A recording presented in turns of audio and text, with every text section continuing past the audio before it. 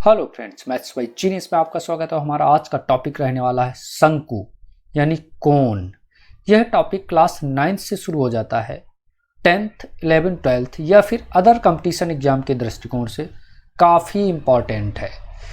तो इस टॉपिक में हम सबसे पहले देखेंगे शंकु के फार्मूले और उसके बाद हम करेंगे कुछ क्वेश्चंस। जैसे ये क्वेश्चन हमारा क्वेश्चन नंबर 1 रहेगा, फिर 2, फिर ये 3, फिर ये 4, फिर ये 5 और फिर ये 6।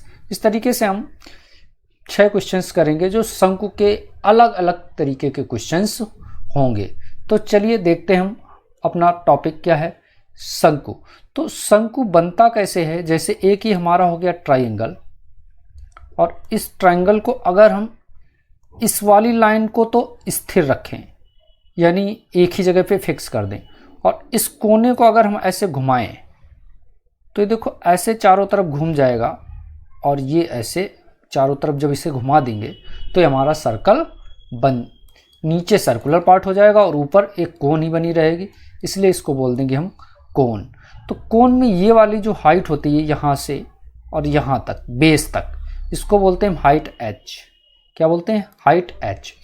और इसके सेंटर से और ये जो यहाँ तक ये होती है रेडियस r। और इसमें यहाँ से यहाँ तक ये जो तिरछी वाली लाइन है इसे बोल देते हैं हम तिर्यक ऊंचाई और ये होती है l, ये वाली।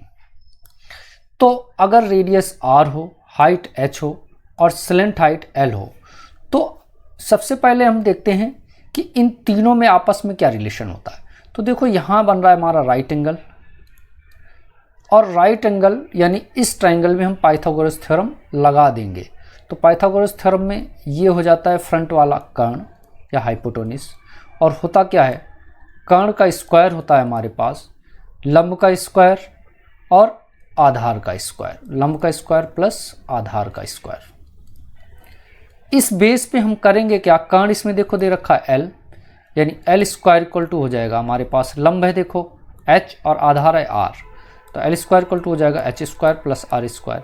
या फिर इसी में हम l की वैल्यू निकालेंगे तो आ जाएगी under h square plus r square. यानी ये जो स्लैंट हाइट होती है या तिर्यक ऊंचाई जिसको कहते हैं उसका फार्मूला डायरेक्ट होता है l equal to under root h square plus r square.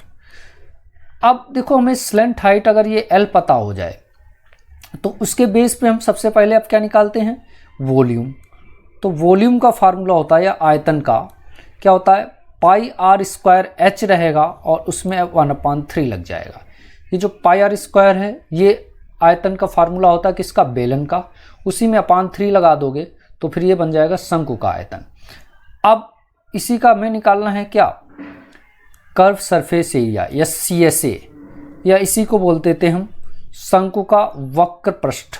और वक्र पृष्ठ में याद रखना है L आएगा, तो इसका वक्र पृष्ठ होता है पाई आर L। और इसी तरीके से अगर हमें टोटल सरफेस एरिया निकालना है तो उसमें भी L आएगा और टोटल सरफेस एरिया का फार्मूला होता है पाई आर और ब्रैकेट में L प्लस R। तो ये 3 फार्मूले हैं मेन और एक ये चौथा।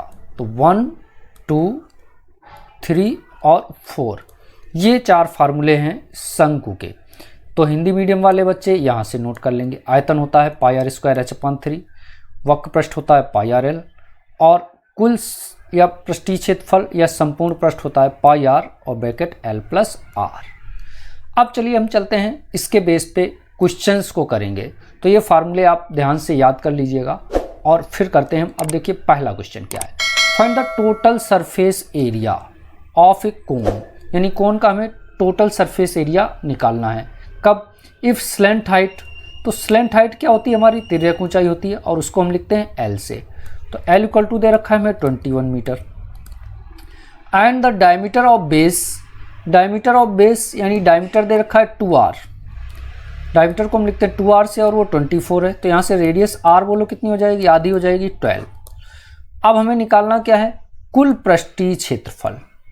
तो कुल पृष्ठीय क्षेत्रफल का फार्मूला क्या होता है, TSA यानी total surface area of cone. बताओ फार्मूला क्या होता है, पाई आर और ब्रैकेट में L प्लस R। तो ये होता है फार्मूला TSA का। तो एक हम कोण यहाँ बना लेते हैं और इस कोण में देखो ये जो L है, ये स्लेंट हाइट L कितनी है 21, और ये जो रेडियस R है वो कितनी है नीचे यहाँ से यहाँ तक, ये 12 है। और हमें निकालना क्या है TSA। तो देखो अब हम सबकी वैल्यू लगा देंगे। तो पाई की वैल्यू बताओ 22/7 लगा दो। R की वैल्यू बोलो, R की वैल्यू कितनी दे रखी है हमें, R की वैल्यू 12 है, 12 लगा दो। और ब्रैकेट में L प्लस R, L कितना दे रखा है 21, तो L की जगह 21 लगा दो, प्लस R की जगह फिर से 12 लगा दो। और इसे सॉल्व कर लो तो क्या आ जाएगा बताओ, 22/7 और L 12 ऐसे ही रख लो, और इन दोनों को जैसे ही ऐड करोगे तो ये बन जाएंगे 33। इस क्वेश्चन में आप चाहो तो इस जगह पे पाई की जगह पे पाई ही रहने देंगे, क्योंकि ये 7 से कट नहीं रहा है, तो यहाँ पाई ही कर लो दोनों जगह। अब देखो क्या आ जाएगा, पाई में ही आंसर हम लिख देंगे। तो 12 का 33 में मल्टीप्लाई करोगे तो 12 3 जा 36 और 36 और 3 39 पाई। और यहाँ देखो ये मीटर था तो यूनिट हो जाएगी, एरिया की यूनिट हो जाएगी मीटर स्क्वायर। That's answer. अब चलिए चलते हैं हम सेकेंड क्वेश्चन की तरफ, उसे करते हैं। तो देखिए हमारा सेकेंड क्वेश्चन क्या है। सेकेंड क्वेश्चन है find the volume of the right circular कोन। अब की बार वॉल्यूम निकालना है कब, जब रेडियस R दे रखी है और हाइट दे रखी है, यानी उस लंबवती शंकु का आयतन निकालना है। तो बताओ होता क्या है, शंकु का आयतन होता है, शंकु का आयतन फार्मूला क्या होता है, अभी पीछे डिस्कस किया था कि पाई R² H होता है और अपान में 3 लगा देते हैं, या इसी को 1/3 अलग से लिख के भी पाई R² H भी कह सकते हो। अब बताओ यहाँ R कितनी दे रखी है 6 है, और हाइट है H, ये स्लेंट हाइट नहीं है, ऊंचाई है केवल, सिंपल हाइट। तो हाइट ये H हो गई, अगर स्लेंट हाइट होती तो L से लिखते। तो हाइट H कितनी हो गई 7, लगा दो इसमें। तो देखो इक्वल के नीचे इक्वल लिख लो, पाई की वैल्यू लगा दो इसमें 22/7, और R की जगह पे क्या लिखोगे, R की जगह पे लिखो 6, और वो भी 2 बार लिखना है क्योंकि R² है, इंटू H की जगह पे क्या लिखोगे 7, H की जगह 7 लिख दो। और ये अपान वाला 3 भी लिखना है तो किसी के भी अपान में लगा दो, चाहे यहाँ चाहे कहीं भी। अब देखो इस 3 से इस 6 को काट दो तो 2 आ जाएगा, और इस 7 से 7 को काट देंगे तो ये आ जाएगा। देखो यहाँ 22 बच गया और प्लस 2 और 6 बच गया है, तो 2 6 जा 12 हो जाएगा। 12 का इसमें मल्टीप्लाई करोगे तो 12 2 जा 24 और 2 26। और ये देखो आयतन की यूनिट यहाँ सेंटीमीटर है, यहाँ भी सेंटीमीटर है, तो वॉल्यूम की यूनिट हो गई सेंटीमीटर क्यूब। That's answer. अब चलिए चलते हैं हम थर्ड क्वेश्चन की तरफ, तो उसे देखते हैं क्या है। तो देखो हमारा थर्ड क्वेश्चन क्या है, इसमें है 2 cones have their heights in the ratio of 1:3, यानी 2 कोन है तो एक की हाइट H1 और दूसरे की H2, और उनका रेशियो है तो मतलब H1/H2 है, कितना दे रखा है 1:3। और देयर रेडियाई, और उनकी रेडियस का रेशियो क्या है 3:1, यानी R1/R2, रेडियस हो गई R1R2, उनका रेशियो क्या है 3:1। हमें क्या निकालना है, what is the ratio of their volumes, यानी उनके आयतनों का अनुपात निकालना है। तो 2 शंकु हैं, उनकी ऊंचाई दे रखी है 1:3 और उनकी त्रिज्याओं का अनुपात दे रखा है 3:1।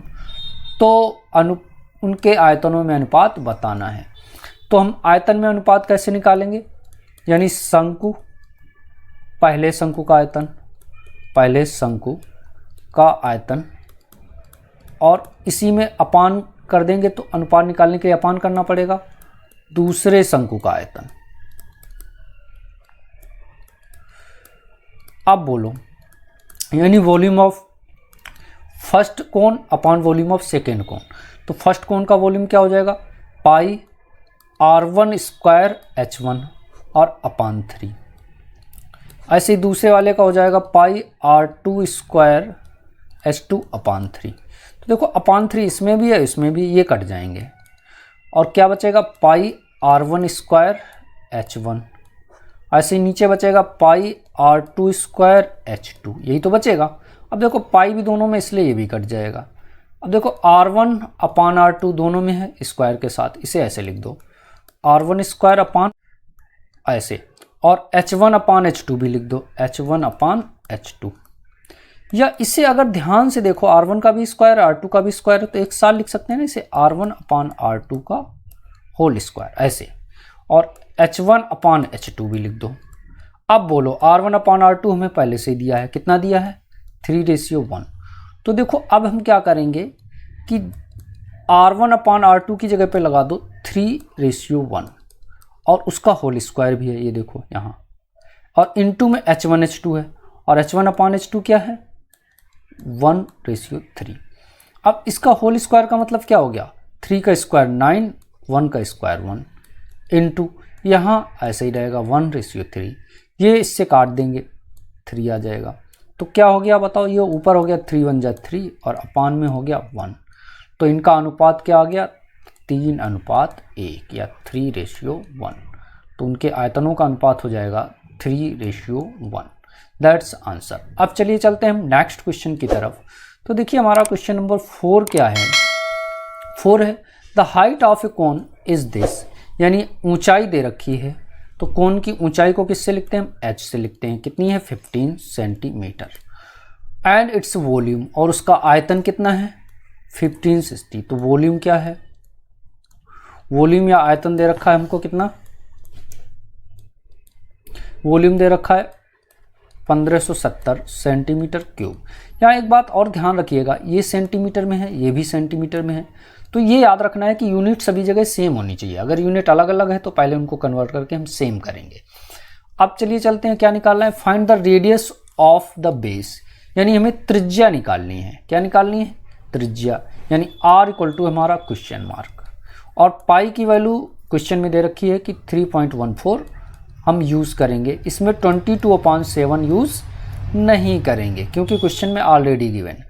तो देखो वॉल्यूम R और H तीन चीज़ें हैं, तो फॉर्मूला बताओ वॉल्यूम का ही, वॉल्यूम ऑफ कोन होता क्या है बताओ, यानी शंकु का आयतन होता है ये पाई R स्क्वायर H और अपान में होता है 3, और ये वॉल्यूम हमें पहले से ही गिवन है। इसकी वैल्यू कितनी दे रखी है, ये दे रखी है 1570 इक्वल टू पाई की वैल्यू ये लगा दो कितनी 3.14, तो 3.14 लगा दी, इंटू R की वैल्यू देखो हमें पता नहीं है, R की जगह पे R ही रहने दो, इंटू H की वैल्यू कितनी दे रखी 15 है, और अपान में देखो दे रखा है कितना 3। अब हम क्या करेंगे कि इस 3 से इस 15 को काट दो, तो यहाँ आ जाएगा 5। अब बताओ इस 5 का इसमें एक बार करो मल्टीप्लाई, और इधर का तो ऐसे ही रख दो, और इधर क्या बचा, इस 5 का मल्टीप्लाई इसमें कर देना है, तो 5 का मल्टीप्लाई 4 में करोगे 20 आया, 5 का 1 में करोगे 7 आ जाएगा, और 5 3 15 हो गया, और ये आ गया, और पॉइंट लगाना है हमें 2 अंक के बाद, 1 2 2 के बाद पॉइंट लगा दो, इंटू R स्क्वायर आ गया। तो देखो R स्क्वायर के साथ ये आया है। अब हमें वैल्यू अगर R की निकालनी हो तो ये उधर जाके डिवाइड में लग जाएगा, तो R स्क्वायर इक्वल टू क्या आ जाएगा बताओ, 1570 में डिवाइड लग जाएगा इसका 15.70 का। अब बताओ इसमें पॉइंट हटाएंगे तो 2 जीरो ऊपर एक्स्ट्रा लग जाएंगे, और इसको इससे काट देंगे तो देखो पूरा 100 कितना आ जाएगा 100, तो R स्क्वायर हमें पता चल गया कितना आया हमारा 100। अब हम कहें R बताओ, तो R आ जाएगा इसका अंडर रूट, यहाँ से स्क्वायर हटाओगे तो अंडर रूट लग जाएगा, तो 100 का अंडर रूट होता है 10। अब देखो R कितना आ गया हमारा 10, और यूनिट बोलो इसकी सेंटीमीटर, क्योंकि यहाँ दोनों जगह सेंटीमीटर था इसलिए इसकी भी यूनिट सेंटीमीटर। That's answer. तो आपने देखा इन क्वेश्चंस को हम कितनी आसान तरीके से करते हैं। चलो एक दो क्वेश्चन और कर लेते हैं। तो देखिए अब ये हमारा क्वेश्चन नंबर 5 है। क्या है, इस cylinder and A cone have the same height, यानी एक सिलेंडर है और एक कोन है, इस तरीके से एक ये कोन हो गया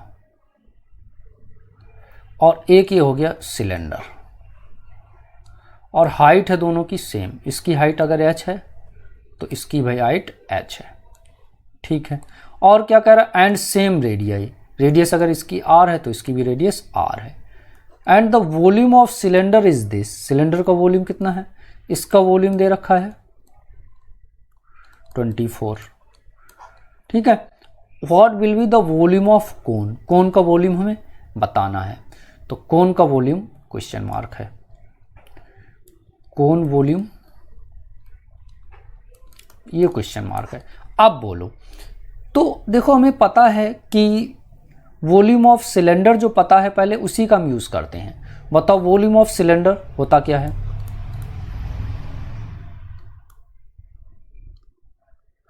वॉल्यूम ऑफ सिलेंडर होता है यानी बेलन का आयतन,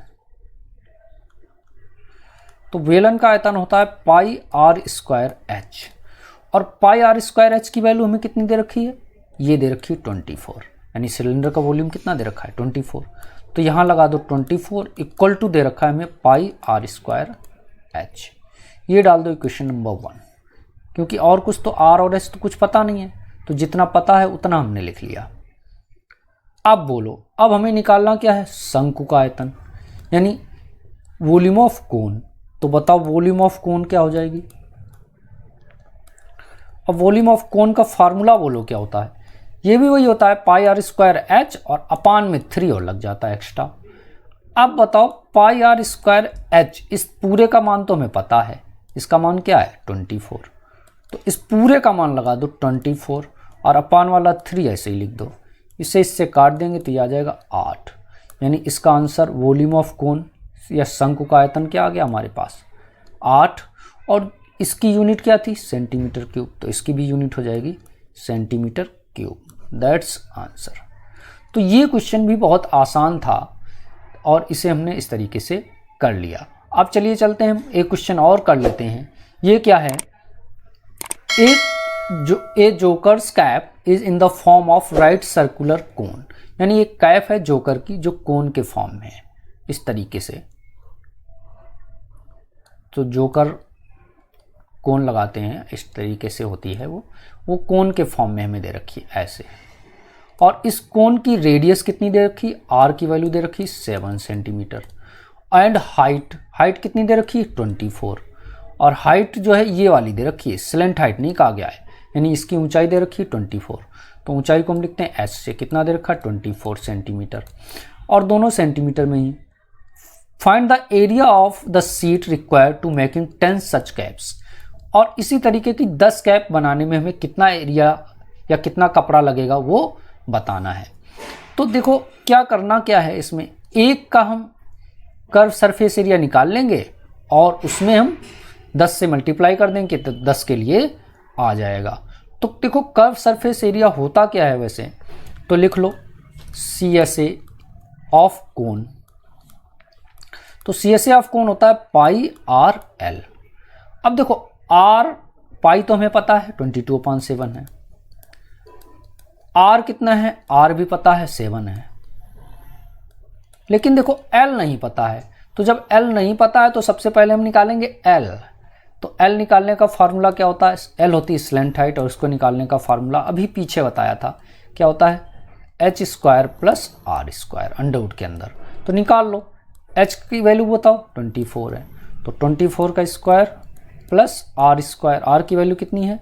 आर की वैल्यू है 7, तो आर की जगह लगा लो 7 स्क्वायर।